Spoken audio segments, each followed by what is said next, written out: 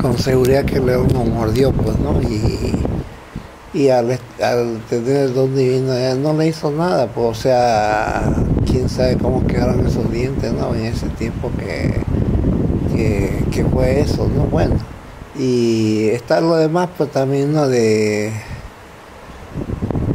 la pelea que tuvo con 5.000 soldados, eso es otra, porque fíjese, el aguante para pelear con 5.000 soldados y que no lo maten, eso es algo extraordinario, ¿no?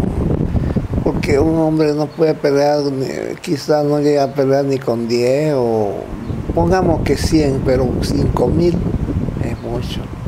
Yo creo que ahí también hubo podríamos llamar que sería, puede ser que sea otro don, que es un don de un Dios, de un don divino.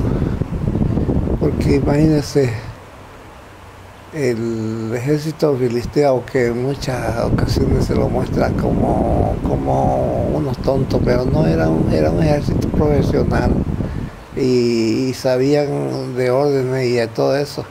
Que me imagino que ellos le han ver atacado con armas largas, pues como lanza, y no le... Nuevamente aquí podríamos decir que tuvo también con el don de la invulnerabilidad, porque cuántas veces la han ver tratado de herir en distintos lugares del cuerpo. Como en la mitología ya había historia que de la invulnerabilidad, los dones los dones divinos. Entonces ella me trató de buscarle un punto vulnerable, como la famosa historia, pues, esta de las Ilíadas de Homero, que habla de eso, ¿ves? Del talón de Aquiles, y cuando le dieron el talón fue cuando murió, ¿ves? Y entonces es pues extraordinario todo eso, porque imagínense la resistencia para pelear con 5.000 hombres, y qué pasaba, los otros continuaban peleando, porque ellos esperaban que se canse, que se agote y que ahí a ellos lo puedan matar. Porque recuérdense que los filisteos daban recompensas muy, muy buenas. Acuérdense de la recompensa que le dieron a Dalila para buscar el secreto que era de su fuerza de Sansón. Y desde luego la gran fuerza que tenía era otro, posiblemente otro don divino, ¿eh?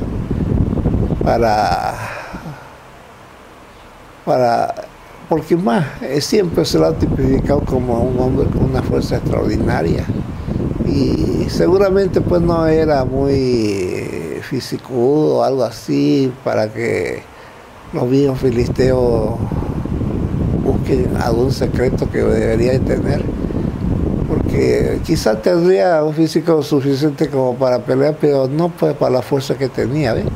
Así que ellos hicieron eso de investigar esa parte, y después está pues digamos, fue algo prodigioso eso, la verdad que fue prodigioso en todo sentido, porque la misma quijada de burro, ¿cómo va a aguantar el embate de tantas veces de la espada que hacían los filisteos? Y cómo resistió, y al final llegó hasta el último y igual lo mató. Una historia bastante interesante.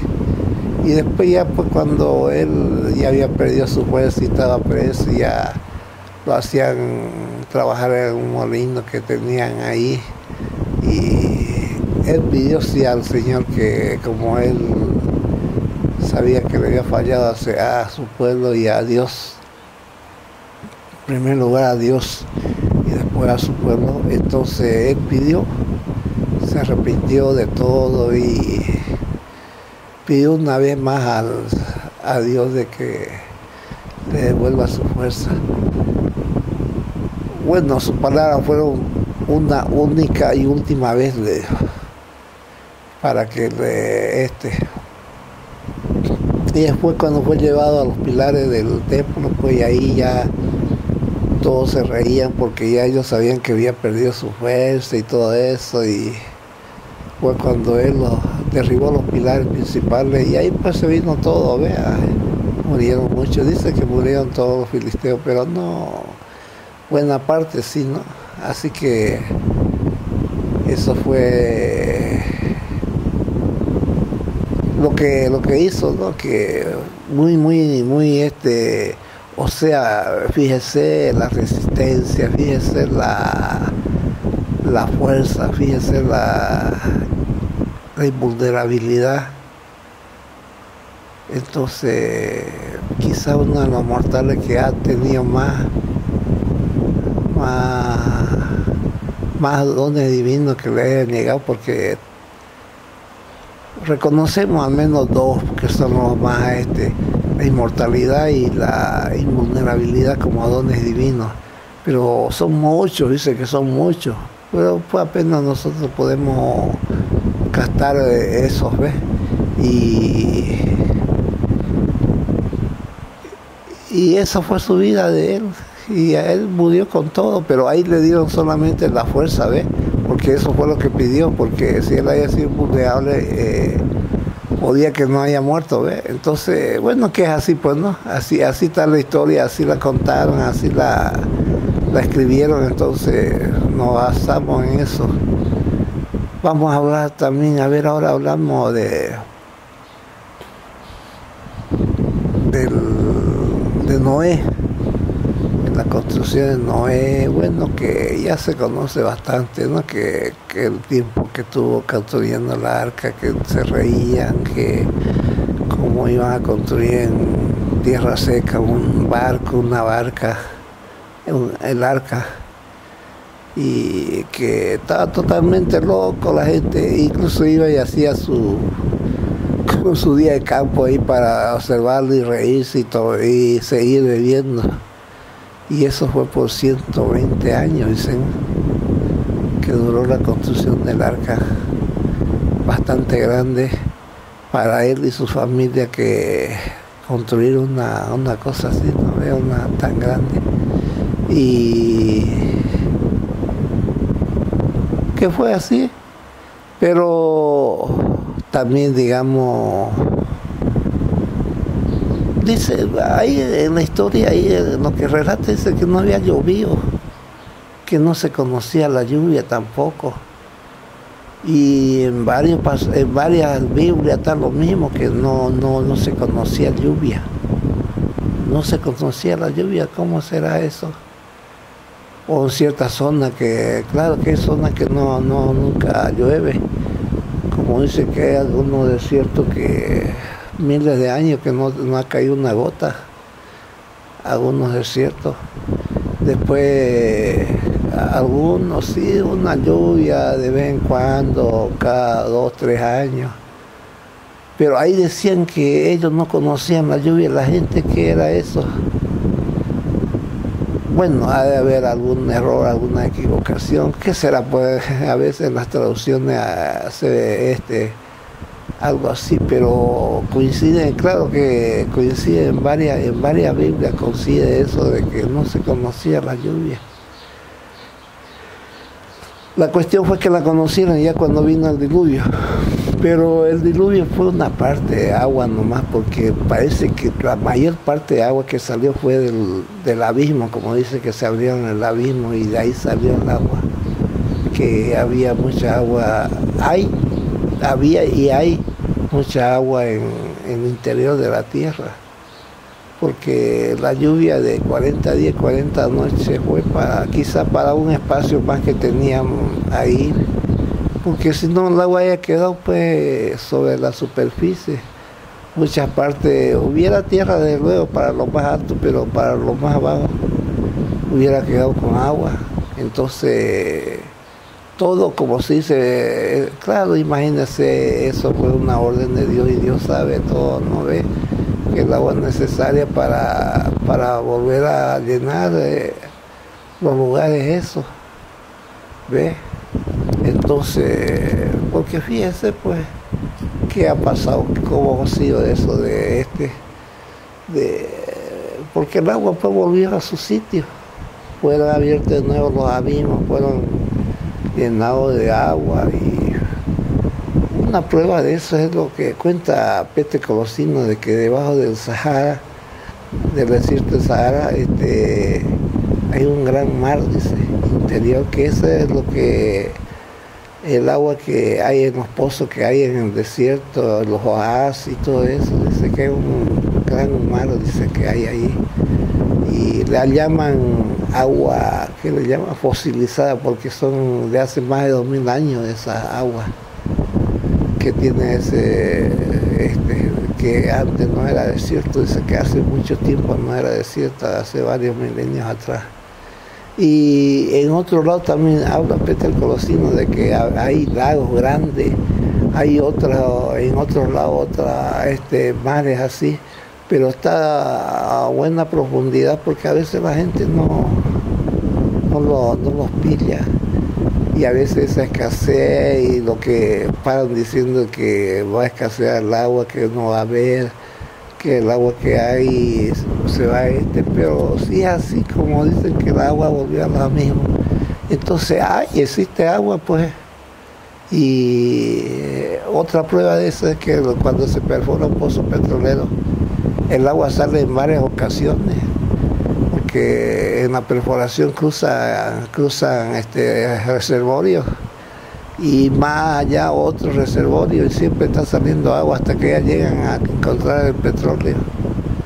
Como el petróleo es más denso, más pesado, se fue yendo más y más hacia adentro, hacia el más interior de la tierra.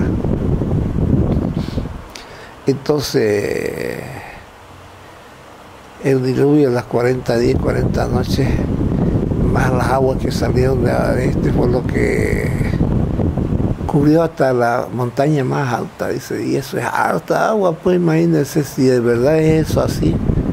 Bueno, dicen ellos, pues no, pero ¿cuál será el parámetro que ellos dirán? Pues de la montaña más alta de la zona palestina, de la zona porque si a nivel mundial, entonces el Everest, que está cerca de los 9000 metros, ¿será que lo cubrió? Bueno, que el mundo, muchas cosas, pues a veces se habla nomás así en términos universal, pero se habla solamente de la zona de Palestina, de todo eso, pero de todas maneras hay montañas bien altas ahí en toda esa zona. Hay montañas bastante altas. El mismo monte de El Vermont es alto, si en su cumbre tiene nieve. De cualquier manera es harta agua la que existe subterráneamente. Yo creo que con el costo que después, cuando escasee, van a poder perforar y sacar agua, ¿ves? Eso es más o menos lo que podríamos hablar sobre el desierto, sobre el diluvio, porque todo lo demás ya se sabe, ya se conoce.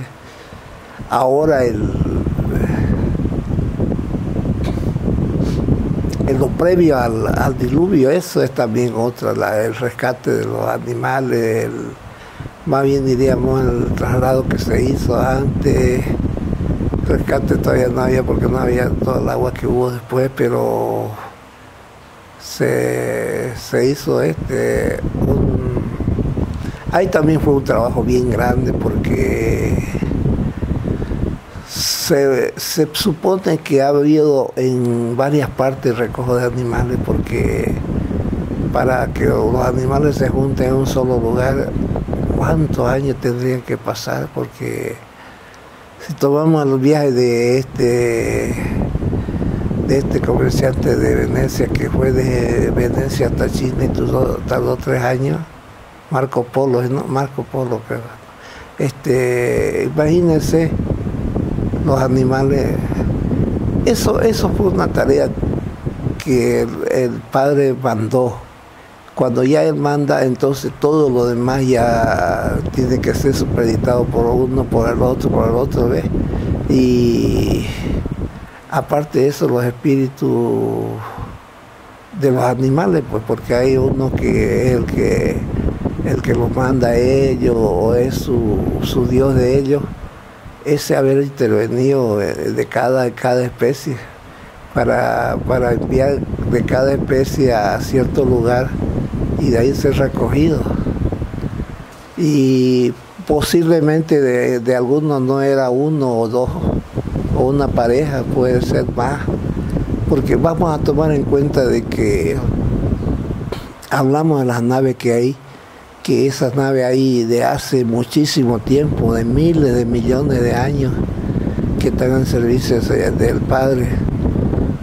O sea, esas han podido ser lo que podían llevar. No solamente podían llevar un par, podían llevárselo a todos los animales que hay en la Tierra con las naves grandísimas que hay.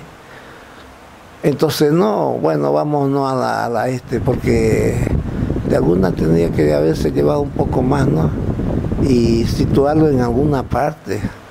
En algún mundo que todavía no ha empezado la vida de animal, pero ya está para eso.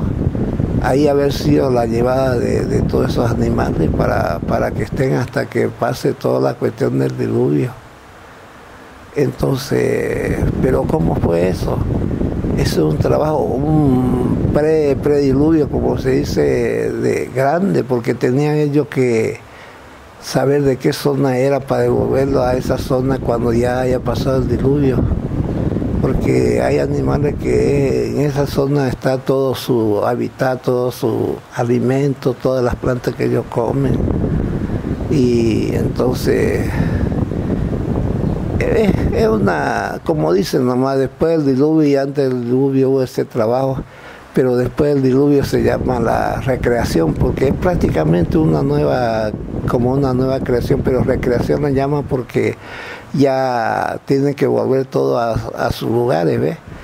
Y eso es un trabajo bastante grande también, porque antes de situar los animales tenían que tener las plantas, y ahora en un año que tuvo el agua sobre la tierra se pudrieron muchas plantas, entonces tenían que haber nuevamente, la primera parte sería de poner las plantas en sus diferentes lugares por las condiciones climáticas que tiene la tierra, ¿ves? Porque por su clima, por diversas formas tiene plantas para cada lugar y para ciertos animales que se alimentan de eso. O sea, el trabajo antes del diluvio fue bastante grande para trasladar todos esos animales a distintos lugares, previo a como se dice, una ubicación de cada animal, en qué lugar, y también haber sido también de planta, pues para poder llevarla y volverla a sembrar ahí mismo,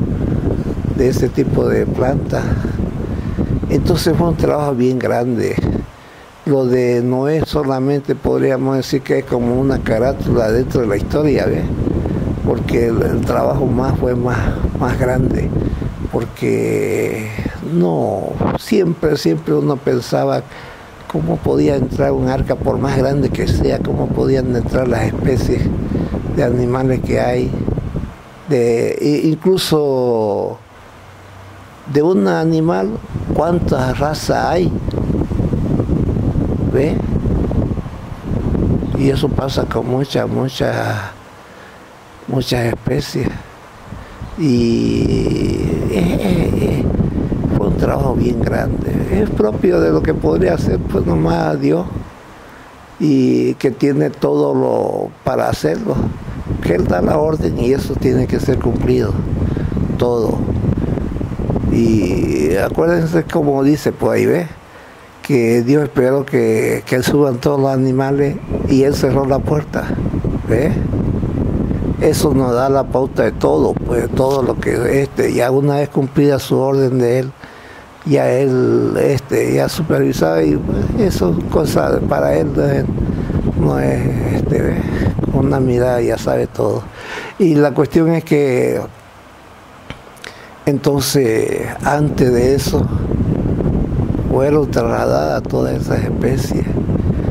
En logística no hay problema, porque ya hablamos de que habían grandes naves, súper grandes, y hay naves grandes para llevar hasta donde otra que ya no puede entrar a la tierra o algo así, ¿ves? Y todas esas naves, porque podríamos imaginar como los portaaviones esos, que cuántos pisos tienen para abajo, y y todos los aviones los mete debajo y después cuando lo necesita los saca a la pista. Entonces, peor la tecnología que tienen ellos. Entonces, fue un trabajo bien grande, bien grande. Y el trabajo después del diluvio también fue otro trabajo bastante grande para reponer todo, para volverlo habitable la tierra. Claro que ahí las plantas acuáticas no tuvieron problema porque era agua y más agua no creo, ¿no? Así que, pero las otras plantas en un año que estén bajo agua se pudrieron muchas, se fregaron. Y entonces todas esas cositas pues se pueden decir que fue un trabajo grande en todo sentido. Pero el Señor tiene lo que Él para hacer un trabajo y es obedecido desde luego, ¿no? Pues, y además no hay problema para la trasladada para el oeste. Entonces eso prácticamente fueron llevados a otro mundo y algunos animales que son los del aire, por ejemplo, presas los depredadores, esos han sido llevados más todavía porque esos tenían que reproducirse en poco tiempo para que haya los animales, porque imagínense si había una pareja de esos animales y un león o un tigre se lo comía y desaparecía la especie. Entonces hay hartas cosas que es que, digamos, ya uno analizándolo así ya se ve, ¿no? Pero que no explica por ahí, ¿no? Porque también sería una historia bien larga, bien grande.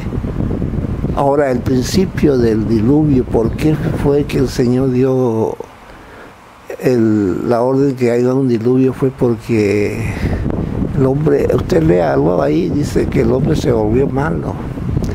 Y sabe que una expresión de ese tipo es amplia. Lo que pasa que en la tierra, en ese tiempo, había mucha raza en estado ya involutivo. O sea que estaban retrocediendo en su proceso, paró el proceso evolutivo y comenzó su proceso involutivo. Y cuando las especies o cuando el ser humano se vuelve en la involución, se vuelve más agresivo, más sanguinario, porque dice que había muchos grupos de personas que estaban prácticamente ya animalizadas. Hacían imitaciones de animales, se ponían, por ejemplo, si cazaban tigres, se ponían el cuero del tigre, se lo ponían en la espalda y ellos mismos se creían ya algo así, ¿ves? Un animal y habían grupos bastante y se había vuelto así eso. Y lo peor de todo es que las personas que estaban bien, había veces que iban y se metían a los lugares donde estaban ellos, eran rechazados, eran golpeados y todo eso, pero al final a veces quedaban ahí. O sea, eso estaba perjudicando a la raza, a las nuevas razas que podían haber pasado y a los que estaban bien. Y les gustaba estar con eso, que ya estaban así en ese estado ya. En un estado que prácticamente ya estaban casi al estado ya animal, ya ves. Así que eso ya estaba en ese proceso involutivo y se volvieron muy malos, se volvieron muy sanguinarios, se volvieron prácticamente animales casi, porque si estaba en una batalla y había alguien un soldado, un guerrero que se destacaba y era rodeado por su valentía, ¿para qué? Para matarlo y comer parte de él. Comían el corazón sin que muera el soldado que ya lo tenían ahí, el guerrero, le comían el corazón, le comían distintas partes para obtener la fuerza, la valentía de ese guerrero. O sea, se practicaban muchas cosas y el que esté interesado, pero a pesar que mejor sería que no lo lean porque son libros muy fuertes de cómo llegó, a qué estado llegó la humanidad y ese estado llegó antes del diluvio. Por eso fue que el Señor quiso lavar la tierra con el diluvio para que lave todo eso que se había llegado a unas prácticas muy negativas. Pero de todas maneras, para que investigador hay libros para leerlo de una forma así, con una forma investigativa, a pesar que no sería tan bueno. Hay varios libros, yo he tenido la oportunidad de leerlo y son muy fuertes, muy duros. Y entonces se llegó a estado muy negativo, por eso dice la Biblia, la gente se volvió muy mala, por eso fue el diluvio. O sea que en ese tiempo se podría decir que eso era un paraíso para un paleontólogo de ver esas razas así, ¿ves? Con todo eso, porque habían cambiado ya hasta sus rasgos. Entonces, o sea, del hombre ya iban degenerando totalmente, hasta en su físico, en su cuerpo, en su cara, todo eso, y se volvió muy malo, muy agresivo. Proceso evolutivo, así es, dice. No es lo mismo que cuando está evolucionando el hombre, no es así. Cuando está en un proceso evolutivo de regreso, eso es lo que pasa, que se vuelve así. Ahora murieron todos esos que estaban en proceso evolutivo, y eso es lo que a mí me llama la atención. Si el mundo estaba ya en un proceso evolutivo y fue salvado del diluvio, eso es algo que me llama la atención. Siempre digo yo, pues, ¿cómo fue que quedó el mono? ¿O sería que no era tan agresivo? ¿O será que tiene todavía la posibilidad de volver a empezar su proceso evolutivo? ¿O será que le da un mensaje a la humanidad que le dice, miren lo que le puede pasar a ustedes si siguen jugando a la guerra? Puede ser un mensaje para la humanidad que se ha dedicado a la guerra. Puede ser que sea eso también, o puede ser que hay todavía la posibilidad de que vuelva a un proceso evolutivo, porque siempre me llamó la atención eso de que el mundo, siendo que está en proceso evolutivo, no fue salvado en el diluvio, ¿ve? Como una especie más que tenía que salvarse.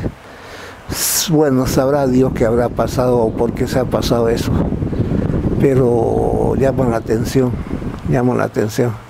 Y bueno, digamos que ahora no es mucho, porque mire qué cantidad es lo que hay de monos, de su especie, de los otros, y está pues poco, ¿no? Ahora, eso es hay otra cosa ahí en esa parte. Mucho se ha hablado del yeti que hay en Himalaya, que es prácticamente una persona todavía con lleno de pelo, tiene toda su característica de hombre, y dice que camina erguido como si fuera un hombre.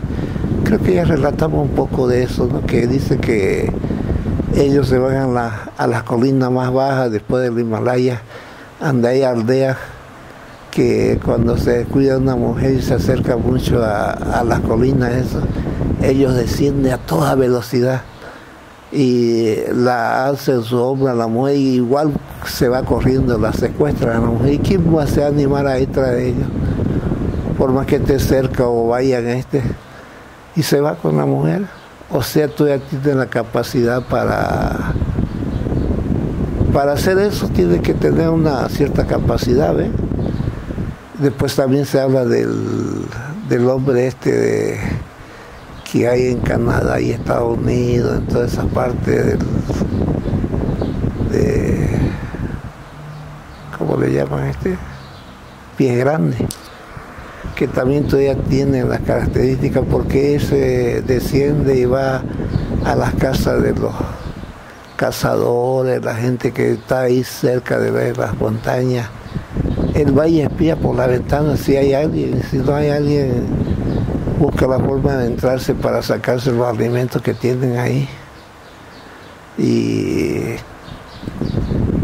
puede ser que estos casos sean de alguna raza que ya va descendiendo, ¿ves? Que va involucionando, pero tienen capacidad para hacer eso, tienen capacidad para pensar, para el que hay acá en Estados Unidos y Canadá son más altos que los Yetis. Los Yetis están alrededor de los 2 metros, pero de estos pies grandes se habla a veces hasta de 2,40 metros o de más de 2,40 metros.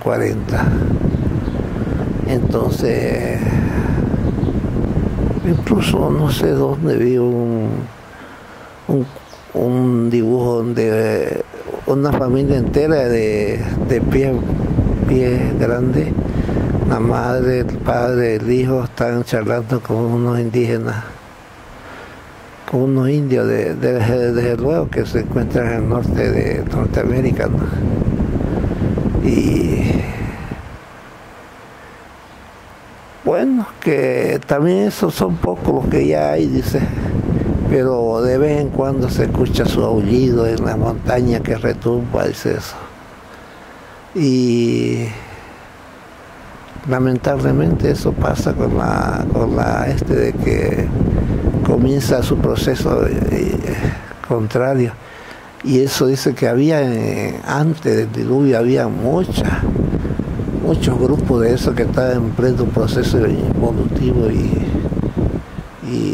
cuando la Biblia dice que la gente se volvió mala, hay que analizar bien esas palabras y viene al caso esto, ¿no? De que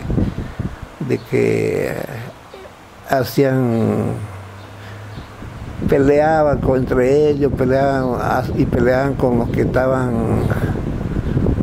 con la gente que estaba en un proceso bien nomás. Y eso que iban y se querían estar con ellos, ahí con ellos. Tanto de ambos sexos eran esos que iban ahí a meterse a esos grupos que eran rechazados, pero al final a veces eran ¿ves? Para estar con ellos, y entonces ya eso perturbaba cualquier avance en las nuevas razas, en los nuevos emprendimientos, ¿ves? Que habían a veces que salían, como también Adán y Eva fue un proyecto divino que fue interrumpido por varios pastores, y de igual manera siempre hay proyectos divinos que deben ser llevados hacia adelante, y entonces si hay este tipo de raza, entonces eso lo perjudica, porque si ya están en pleno proceso, entonces no hay un avance en esa parte, ¿ves? O sea, por eso. Entonces cuando vino el diluvio se limpió la tierra de muchas de esas cosas, de muchos de esos grupos, muchas personas que habían, muchos seres ya que estaban ya prácticamente bestializados, como se dice, ¿ves? En pleno proceso involutivo. Bueno.